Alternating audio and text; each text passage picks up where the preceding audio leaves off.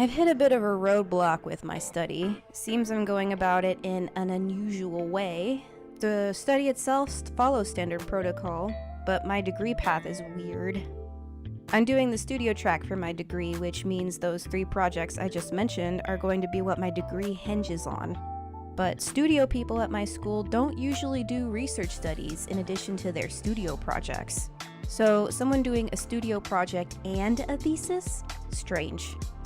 My study now falls into something like independent student research, which is apparently not common, at least in my digital media degree. Maybe it is for science degrees.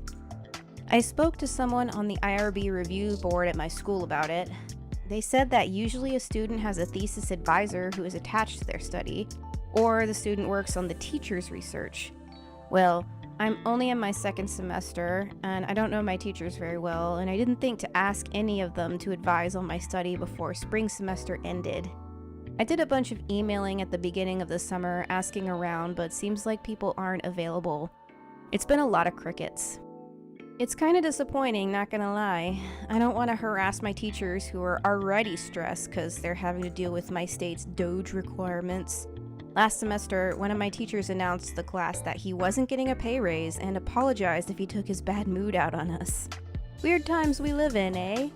I did end up researching non-school-based IRB reviews, and they do exist, expensive, of course.